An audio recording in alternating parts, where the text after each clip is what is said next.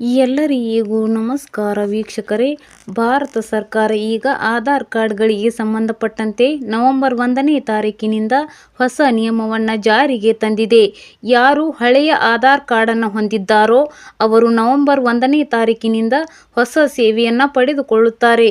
Aadhaar card ನಿಯಮದಲ್ಲಿ ಕೇಂದ್ರ ಸರ್ಕಾರ ಈಗ ಬಹುದೊಡ್ಡ ಬದಲಾವಣೆಯನ್ನು ಮಾಡಿದ್ದು, ಇದು ಆಧಾರ್ ಕಾರ್ಡ್ ಹೊಂದಿರುವವರ ಸಂತಸಕ್ಕೆ ಕಾರಣವಾಗಿದೆ.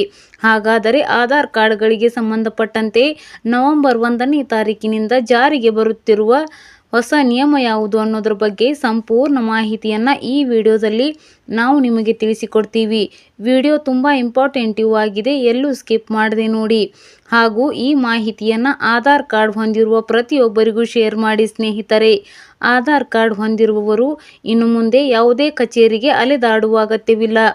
ಈ ಹಿಂದೆ ಆಧಾರ್ ಕಾರ್ಡ್ ಹೊಂದಿರುವವರು ತಮ್ಮ ಆಧಾರ್ ಕಾರ್ಡನ್ನು ಅಪ್ಡೇಟ್ ಮಾಡಲು ಆಧಾರ್ ಸೇವಾ ಕೇಂದ್ರಗಳಿಗೆ ಅಲೆದಾಡಬೇಕಾಗಿತ್ತು. ಆದರೆ ಇನ್ನು ಮುಂದೆ ಆಧಾರ್ ಸೇವಾ ಕೇಂದ್ರಗಳಿಗೆ ಅಲೆದಾಡುವ ಅಗತ್ಯವಿಲ್ಲ.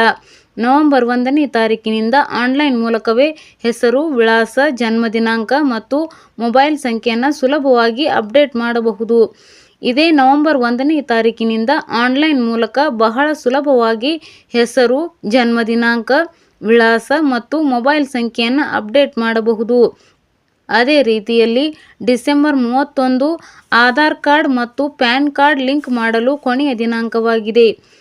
ಇದೇ ಡಿಸೆಂಬರ್ 31ರ ಒಳಗಾಗಿ ಆಧಾರ್ ಕಾರ್ಡ್ ಮತ್ತು ಪ್ಯಾನ್ ಕಾರ್ಡ್ ಲಿಂಕ್ ಮಾಡದಿದ್ದರೆ ಅಂಥವರ ಪ್ಯಾನ್ ಕಾರ್ಡ್ ಮತ್ತು ಆಧಾರ್ ಕಾರ್ಡ್ಗಳನ್ನು ನಿಷ್ಕ್ರಿಯ ಮಾಡಲಾಗುತ್ತೆ.